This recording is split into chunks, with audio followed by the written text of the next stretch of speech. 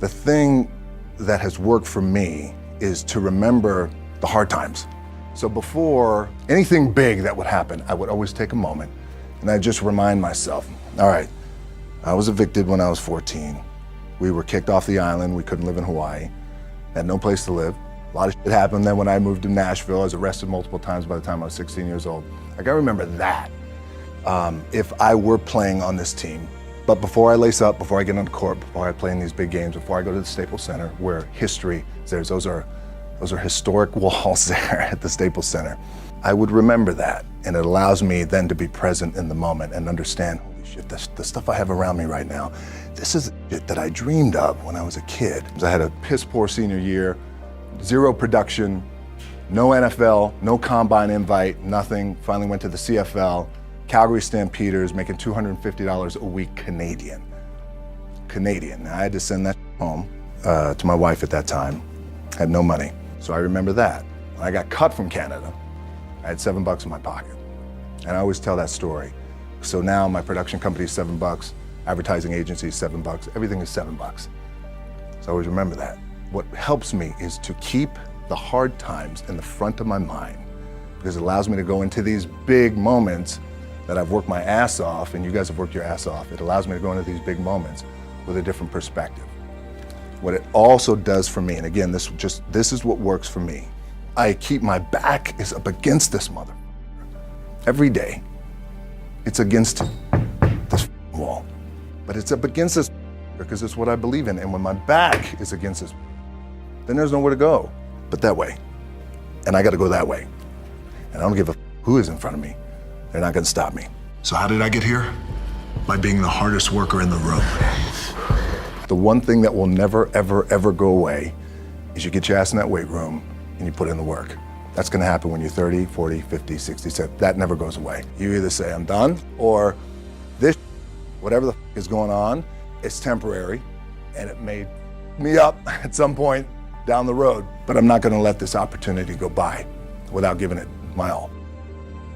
My dad, in his pickup truck, came down 4 o'clock in the morning, picked me up in Miami from Tampa. We lived in a little apartment in Tampa. He drove down in his little pickup truck to Miami to get me when I was cut from the CFL. I was driving up I-75. I-75 is like, especially down in Florida, Alligator Alley. I'll never forget it. It's 4 o'clock in the morning. I leave home. I'm ready to tackle the world, to get after it, achieve my dreams and goals. Crushed by 22, 23 years old. Now I got to move back in with my mom and dad. I played on great teams, though. Wait a second. This is not supposed to be my future. I'm supposed to be in the NFL right now. I'm supposed to be making a lot of coin and buying my parents buying me taking care of my wife, but it never happened. So I pulled out my wallet. I thought, well, let me see how much money I have. I opened it up. I had a 5, a 1, and change. I'm not around, and well, at least I rounded up to $7. But I thought, God, ain't this? I got $7 in my pocket. Where the do I go now? What do I do? If I had to be great at something, I wanted to be great in this world of Hollywood and movie making and producing and entertainment. I had to commit. You commit to something, commit to the goal. They said, what do you want to accomplish? I said, I want to accomplish the world. I want the world, and I want Will Smith's career. And I said, and I mean this respectfully because I know he's here at this agency with us. I want to do it bigger and better. And I still had these, still put in the hard work with my 2 hands. And that's it. And that's what it comes down to with you guys too. There's nothing you can't accomplish. I had gone through my first bout of depression. I was 18 years old. After that, I think I was 23. Then after that was when I got a divorce. So it had been a learning experience through that. Therapy really helped me. Once I understood that, number one, I'm not alone when it comes to mental struggle, and that we all go through it. Because growing up, being in a house, like my dad was tough love, so sharing feelings and emotions, I didn't have that. So I held everything in, and plus I was an only child. I was the strong, silent type. Meanwhile, there was a lot of stuff happening going on in here. For me to become the man that I am today, fortunately, one, I'm not alone. But then the other side to that, it's like the A side, the B side, and maybe the most important side is to communicate and talk and get it out. It's about being vulnerable and the power of being vulnerable, and something that we shy away from. Certainly men, I need to talk about this. I need to talk about this. I need to talk about my issues, my fears, my depression, and it be okay. And so not only am I okay with it, but at times I actually enjoy it to be able to get it out, especially publicly, and talk publicly too about it and how important that is too. So that's the tricky thing, I think, as we all go through this.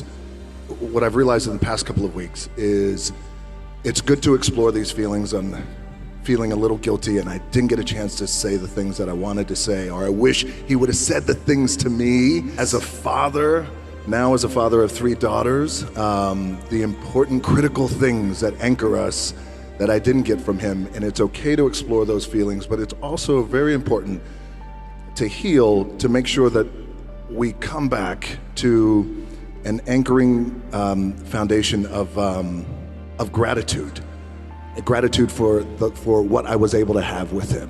But I would say my work ethic from my dad always said too, that regardless of what you do in life and where you go, respect is going to be given when it's earned, and you have to go out and earn it every single day. The importance and the power of finding your identity and being true to who you are. Even in that wild world of pro wrestling, it still applies to everyone in the room, and how powerful that could be, because it was a true shift and click moment. And I never looked back, and I became, fortunately, the biggest draw that the business has ever seen. Really listen, become a really good listener, and it took me a long time to understand that and how important that was, because when you become a good listener and you're really listening to your partner in this relationship of love and spirit, as you talk about, then inherently you become more empathetic. And when you become more empathetic, then you just understand your wife and your partner on a deeper level, on a greater level. And then there's a greater level of appreciation too, as well. And when I talk about these little things and really truly being in the moment and being present, and how important that is. And so even more present, because the other stuff, I feel, the fame and the accolades and all that stuff is awesome, but that comes and goes. This kind of connection, this and what I have with my family and my daughters and people, that means everything. I still see every opportunity that I have as like a little crack in the wall, a little scratch. And it's almost as if every opportunity the scratch represents every opportunity. Therefore, the success on the other side of the scratch is the light. Scratching hard, clawing, digging, it's that mentality to really take advantage of every opportunity I have.